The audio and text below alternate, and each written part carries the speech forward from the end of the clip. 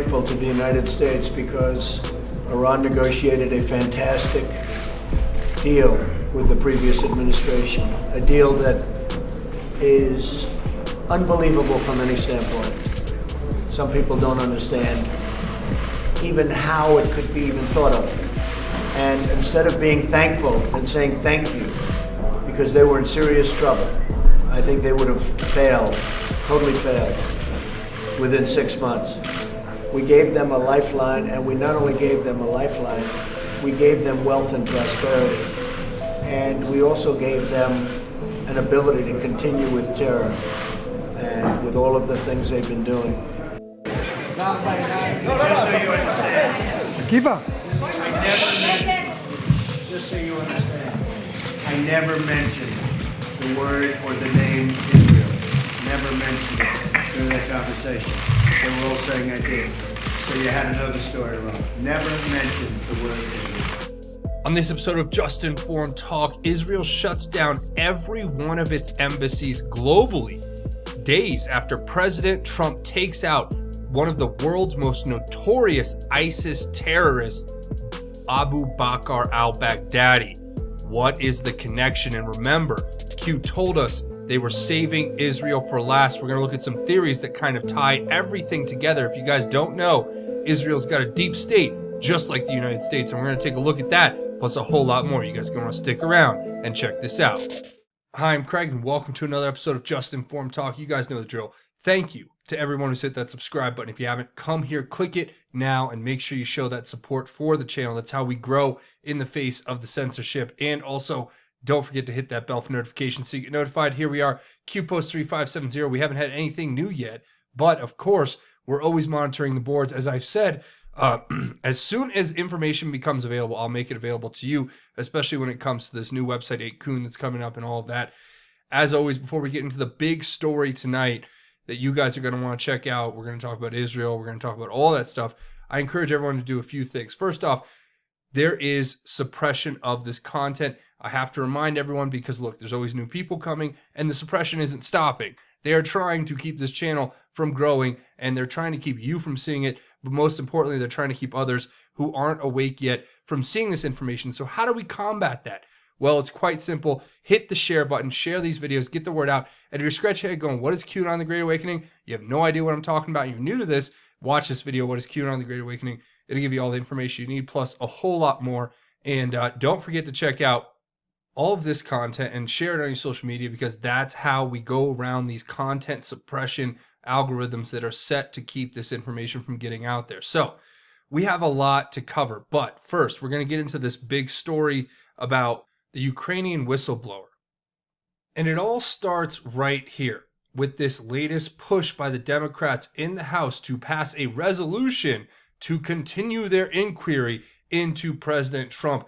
Democrats in the U.S. House have decided to put this resolution out there, and they're going to bring it to a vote.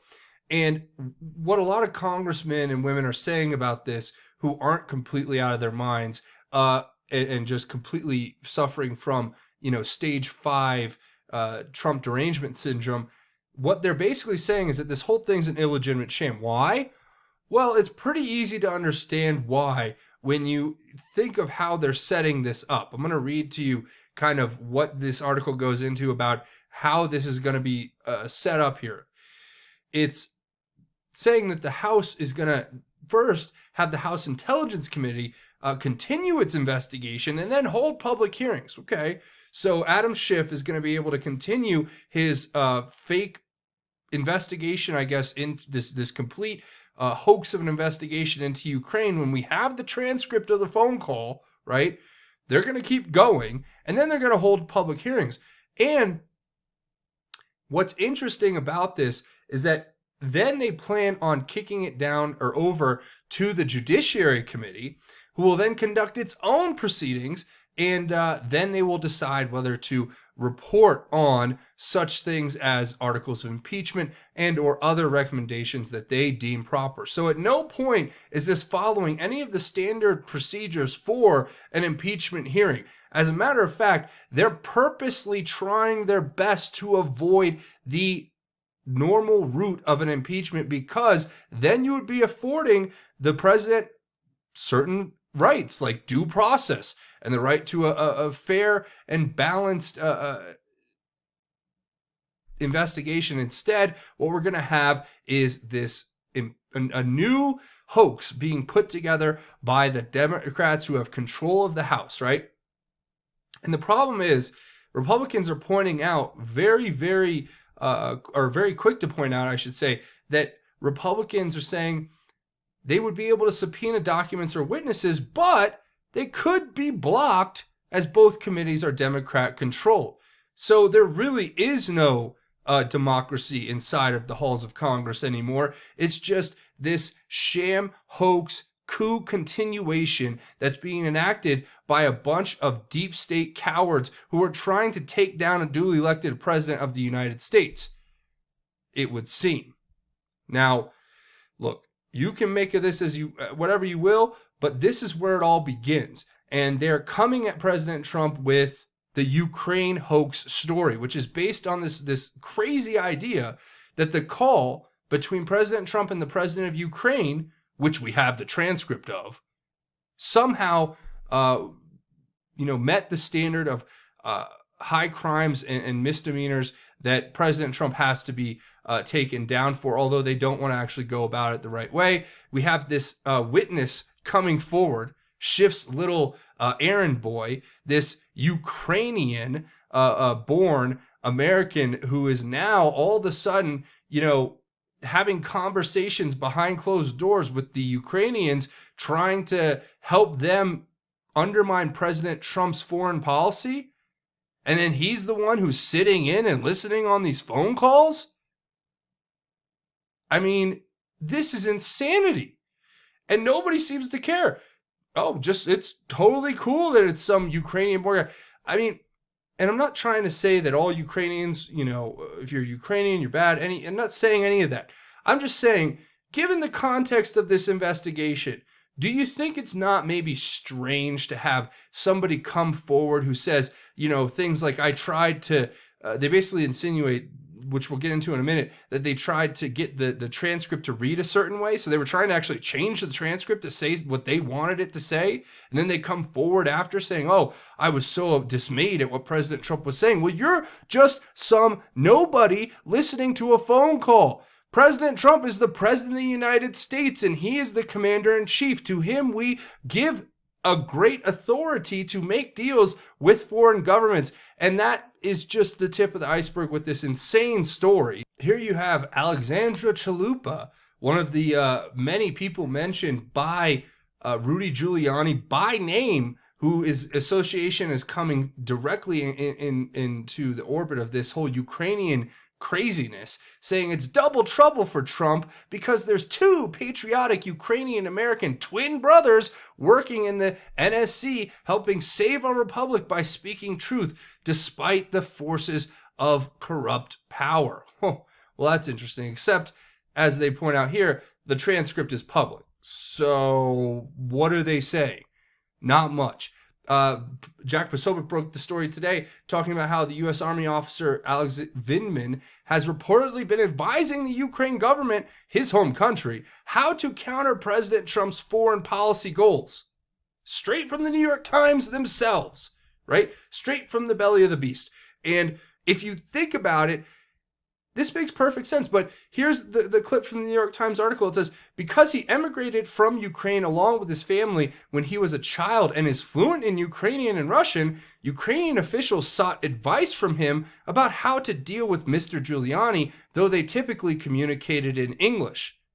So think about this. Just wrap your head around this for 2 seconds. You have some, pencil-pushing desk jockey who, good for him. He had his service in Iraq. Okay, fine. Thank you for your service. Let's get past that, right? How about this? You have this guy listening to a phone call of the president of the United States, and he's the same guy who the Ukrainians are going to and having conversations about, how to deal with President Trump's foreign policy, given that we know Mr. Giuliani was over there working on behalf of the president as his lawyer. I mean, and then this guy has the nerve to come forward against the president, and nobody seems to even bat an eye on the left, on the Democrat-run media, the fake news media. They're like, oh, this is totally, credible. What?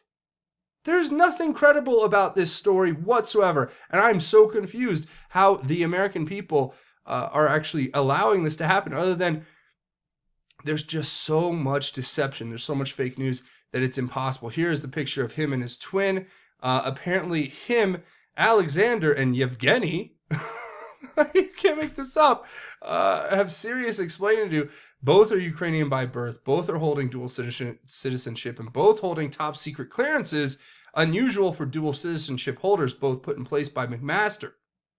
Well, that answers a lot of questions about what these two are, where they came from, and why they've been activated, or I should say why Alex has been activated for this task. There are other reports that talk about how these brothers got together and have apparently, come and discussed all of this together previously. But here's another one. Sean Davis reporting that the New York Times reports that Vindman likely leaked secret information to the anti-Trump whistleblower and tried and failed to alter White House call records to fit his Ukraine narrative.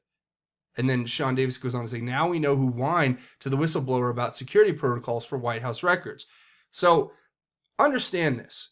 If you don't take anything else away from this, understand that there is a very broad conspiracy being brought against the president right now. Why? Because he is cracking down on all of the corruption and all of the criminality and all of the international trafficking and the black, black budget operations that end up really hurting our country more than they can even come close to helping. These are the things that are being shut down, and President Trump is basically shutting it down globally, and that's why they're throwing everything they have against him. And we're going to get in this big theory right now about Israel, about how this all connects to this whistleblower thing. It connects to Baghdadi. It connects to what's happening with Israel coming out today and announcing that they've closed every embassy globally. So we're going to get into that. But first, Chuck Grassley is seeking the identity of the Clinton State Department staffer who deliberately transmitted classified information via private email. This is going to be one of the stories that ends up taking them all down, because this leads to the servers. This leads to allegedly, possibly, Ambassador Stevens and the server that he had and the server that he was supposed to deliver to certain individuals in the Middle East that contained possibly information about our nuclear arsenal or nuclear weapons that was top secret classified level information, SAP actual level information, and that somehow managed to get onto some private servers held by the Clintons, allegedly, that was all a part of a global pay-for-play, selling their office deal. And through the Clinton Foundation, the server, the real big story behind the server, I've heard, is not necessarily about the emails. It's about the Clinton Foundation, the pay-for-play, the global pay-for-play, and how they sold access. That is the big story. That's what brings everything down.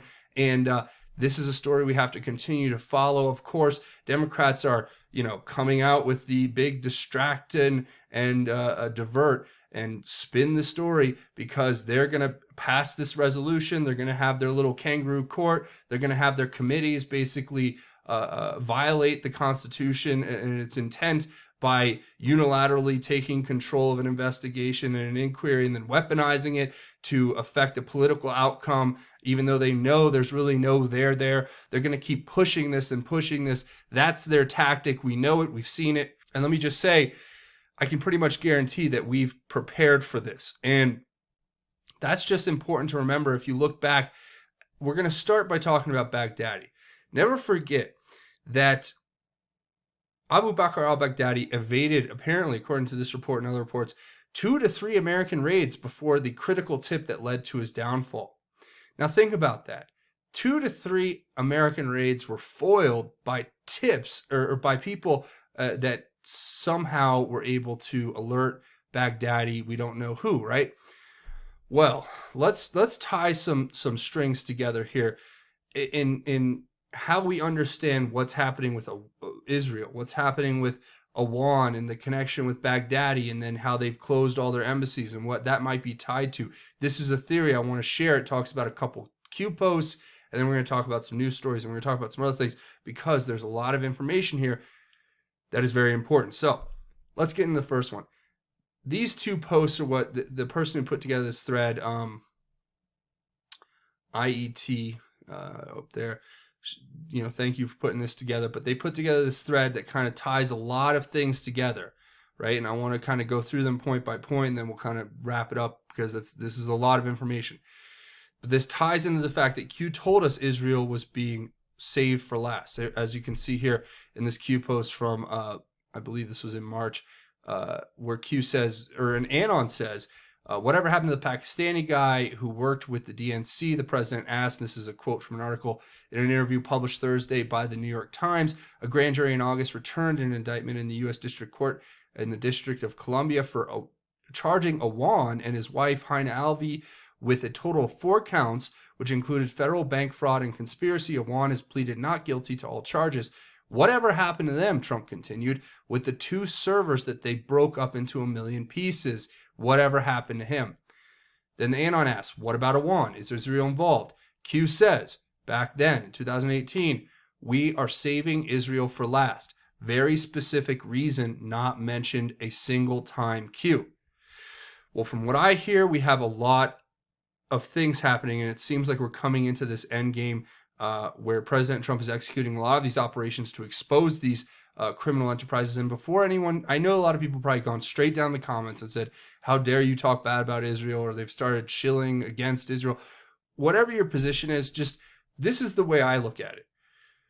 As a Christian, I feel a need to stand with the state of Israel and to do what I can to help them. At the same time, I fully acknowledge that Israel, just like the United States, has a deep state, has factions inside of it who are not good, who do not want the best for Israel in the world. They want the best for themselves, and it's the same problems that we're facing here, and in every country basically has some faction like this. If you look at globalism and how many countries have been basically infiltrated, and then there's just a lot to that. So before you start going down in the comments and start railing on Israel this way or saying one thing or the other, just remember that's my position, and that's where I'm going to stay for now, because you can't just throw the baby out with the bathwater. You can't just say that everyone in Israel is bad, just like you can't say everyone in the United States is bad just because we have a deep state that's done things. So that's my position on it, and that's where I'm going to leave that.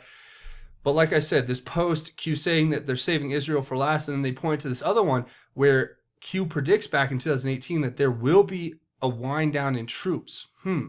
Interestingly enough, Q says, Syria, hold until confirmation, military assets on the ground locked out of ground zero. Israel strike harmed ability to prove events. This is talking about the chemical weapon that was used that sparked that international tragedy back in 2018, where they were basically trying to goad us into a war with Syria, an all-out war. So it says the clown report must be verified. Troop unwind still occur. Have faith, trust, POTUS. Q. Well, here we are a little over a year later, and we have had that verification where the wind down, I guess you could call it, has happened. The troops have been called back. Now, remember, this all ties into an executive order that not many people talked about. October 14th of this year, I should say, 2019, the White House issued this very interesting executive order. It was an executive order on blocking property and suspending entry of certain persons contributing to the situation in Syria. This is a very broad executive order. I've actually read through the whole thing, and I can tell you right now, it's got all of these different, examples of how the United States can go after those who are basically helping to exacerbate the crisis in Syria, whether it's going after the funding or going after their citizenship, their ability to move, their assets, property, and so on. Well, interestingly, this was put forth on October 14, 2019. Well, what happened shortly after that? Well, you have October 27th, about 2 weeks later, U.S. forces go and they kill Abu Bakr al-Baghdadi, who was the head of ISIS. Okay. Now, take that and put that with the trip that Adam Schiff and Nancy Pelosi took to Afghanistan and Jordan, right? This was on October 20th of this year, just before that raid happened. We talked about this in the last video.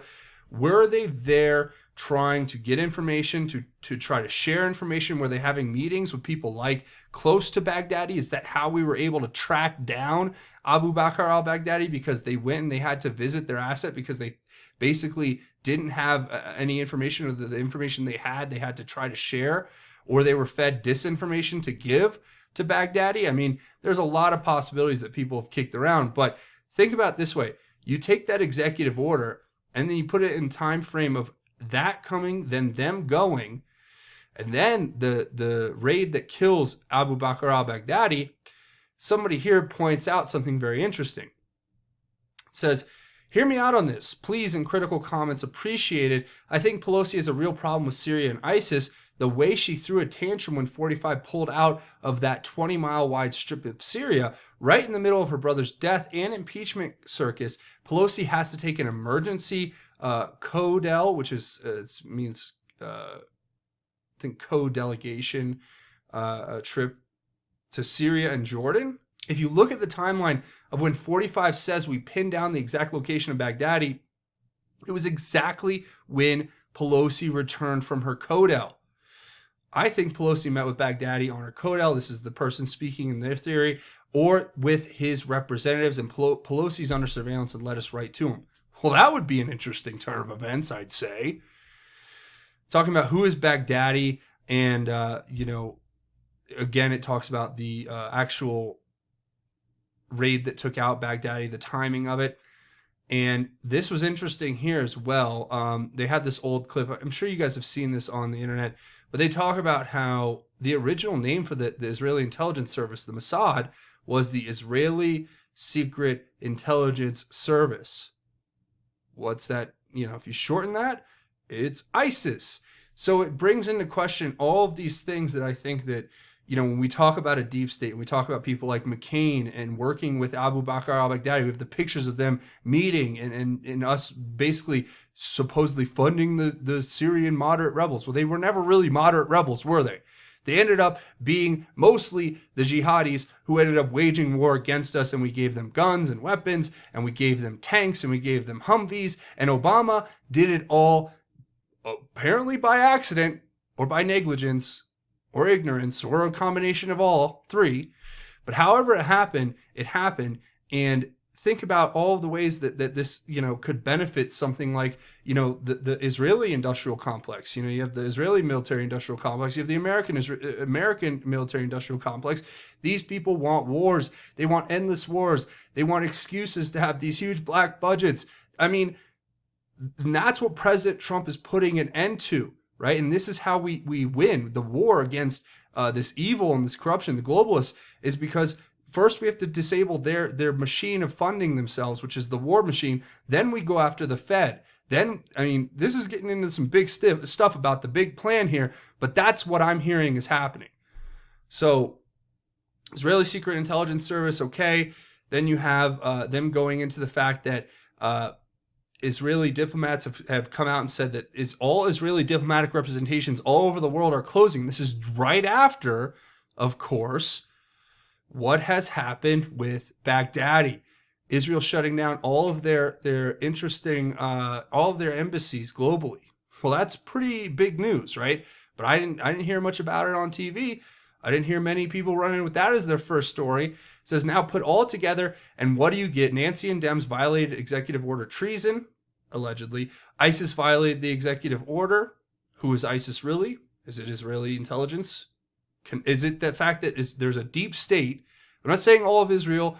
I'm saying that there's a deep state there, just like we have here, involved in the same stuff that we're alleging they're involved in. They were all in it together, right? Assets seized, property blocked, entry denied, embassies closed globally. Is this the end game status? FISA goes both ways. These people are stupid. How do we know? It says, here we have doggo posts. It says, we all know what dog means, like No Name and GHWB, George H.W. Bush. They're symbols for when people die. If you remember, the tweets were about the dogs dying. These dogs are alive. Should have been known he wasn't dead. You can't suicide vest yourself and have enough remains to be quickly buried at sea. I thought that was very interesting too. This is the theory going on to say that, basically we had this immediate story come out where it was like he was buried at sea. Well, I mean, what'd they do? Like scoop him into a bag? I only asked that question because, like, from the reports and what we heard, it sounded like he was blown up. Now it's being alleged here kind of, oh, is he still alive? And is that the reason why everyone's freaking out? Think about this, right? Where's the evidence now? Okay, you have Max Boot in his writing over here at the Washington Post saying the assertion that Baghdadi died as a coward was in any case contradicted by the fact that rather than be captured, he blew himself up, where he was trying to talk about him as if he was some kind of martyr or brave guy. Sources tell this person that Abu Bakr al-Baghdadi remains have been buried at sea. This is the stories that they're highlighting here. And then it goes on to talk about how Trump said highly sensitive materials related to ISIS were recovered. And this person's betting that comes in the form of personal recording of Baghdadi's testimony naming them. And it says here, Trump said the U.S. had been searching for al-Baghdadi for years, calling his capture or death the top national security priority of his administration. Trump thanked Russia, Turkey, Syria, Iraq, and Kurds in the region. Quote, no personnel were lost in the operation, while a large number of Baghdadi's fighters and companions were killed with him. Trump said, adding that U.S. recovered highly sensitive materials related to ISIS. You are the very best anywhere in the world, Trump later said of the U.S. forces. Then it says the greatest military operation of all time. Oh, they got set up bigly. Bonus crumbs here is this tweet from Second Son of Man saying, what can a person do at an embassy? Claim asylum? How many deep states are dual citizens? Is the closing a harbinger of what's coming next? Cutting off their exits, no one can stop what is coming. That's an interesting theory. And I'm going to leave this one here for you guys to kind of kick around. But don't forget, we have people like the Treasury Secretary, Steve Mnuchin, visiting Israel with Jared Kushner and having direct meetings with the finance minister for Israel. And this all relates back to this executive order that President Trump pushed, because it actually gives power to the Secretary of the Treasury and the Secretary of State to make decisions about how to enact the suspension and blocking of property of those who are found to be contributing to the situation in Syria. So, look, and then you have other things that just kind of are weird, like Richard Branson showing up in Israel out of nowhere around the 24th, about a week ago, talking about how much he loves Israel's, entrepreneurs, and he's here getting off his plane, kissing the ground. That looks like a man who is so happy that he got to Israel, where he knows he's going to be protected because he knows what's coming, and they all know what's coming. So he's thanking his lucky stars that he was able to get there. I don't know if he's still there. I just thought that was an interesting story to kind of wrap that all up. But that's pretty much where I'm going to leave it. Thanks for watching. A few more things before we go. Come here, watch these videos, share them on your social media, get the word out that way. That helps out the channel big time. Also, don't forget, leave your thoughts, theories, and insights below. I want to hear what you guys have to say about all of this stuff. And don't forget to be brave. Download the Brave browser. It's a internet browser just like any other, but it's got so many great tools and things that you're going to want. It's got privacy. It's got a VPN. It's got a Tor browser built in that's simple. You don't have to do anything. You don't have to be an expert. You can go Tor browser. You can get no ads when you go to the websites. It's incredible. You need to download it, but use the link in the description because that helps out the channel. Go check out the link in the description. Download the Brave browser. You download it, install it, and run it just like you would any other Internet Explorer or Mozilla Firefox or Google Chrome, whatever. It's better though. Also, check out RedPillLiving.com. Get your supplements here. Me and my family, we love them, and I encourage you to do that. It helps out the channel when you use the links in the description. Go to RedPillLiving.com/JustinFormed. Use the coupon code JustinFormed to get 10% off, and I hope you guys go check that out and get some of these great deals. You know, Carbon 60, they got the colloidal silver, they got this great chelation therapy cream, and they have a bunch of other products that you guys should go check out. And your health is really important. That's why I think you should do it. It's a win-win. So go check that out. Also, don't forget to come find me on Twitter at JustinFormedYou. That's a great way we can connect and have a conversation outside the channel. And, you know, I'm trying to focus a lot on getting content up there and having a better connection with you guys. So go check out the Twitter account. Also, don't forget to check out JUSTINFORMEDNews.com, the official website for Just Informed Talk. We get links to the Q stuff, different news sites, breaking news, and of course the latest videos from the channel. That's JUSTINFORMEDNews.com. A couple other ways you can help out are both financial, Patreon, patreon.com. It's a crowdfunding website. Your help, your contributions keep this channel alive. We all know what's happened with YouTube, the demonetization. They've shut down, they suppressed the content. They're trying to basically shut this channel down, but your support has kept it going, and I thank you so much. It's a monthly donation. You set it and forget it. You just click the button and become a patron. And when you use the link in the description, also I have a GoFundMe set up. If you want to make a one-time or anonymous donation, links to everything that we've talked about will be in the description, so go check that out. So before we go, we do a segment at the end of each one of these episodes called God's Grace is Greater, where we talk about God's grace and how it is truly greater. And today, I have a pretty short verse I want to share with you, but it's an important one, and it talks about basically what the Christian life really means. And it's out of the book of Colossians chapter 3, verse 14 through 17. It says, "Above all, put on love, the perfect bond of unity, and let the peace of the Messiah, to which you were also called in one body, control your hearts. Be thankful. Let the message about the Messiah dwell richly among you, teaching and admonishing one another in all wisdom, and singing songs, hymns, and spiritual songs with gratitude in your hearts to God. And whatever you do in word or in deed, do everything in the name of the Lord Jesus, giving thanks to God the Father through him." So that's my message for the night. Do everything you do for God in the name of Jesus Christ, and understand that God calls us to be righteous. God calls us to be loving and forgiving, and sometimes, as simple as those things are, they're not easy. And I myself have trouble with them, and I know that all of us do. We all do. But put that as a priority in your life and see how it changes your life. And remember that when you put that out into the world, when you live a righteous life and you call out onto God and you pray and you do all of the right things that God calls us to do, that God will richly reward you. And again, it may not be on your timeline, but God has a plan, and he will show you his beautiful, incredible, awesome plan as you learn and live and grow through Christ, through God, through the Holy Spirit. And remember that power, it resides in all of us, and all we have to do is tap into it. And that's my call to action to you guys. Tap into that power that lives inside of your heart. Tap into the Holy Spirit and embrace a righteous life and live for God every single day, because there is no other way to live. But that's where I'm going to go ahead and leave it. I want to say thank you guys for watching. Again, come here, click the subscribe button if you haven't. Make sure you hit the bell. Also, bop it, tap it, headbutt it, reverse, roundhouse kick it, whatever. Hit the like button if you guys like this content and want to see me make more. That's going to be it for me. Thanks for watching this episode of Just Informed Talk. My name is Craig.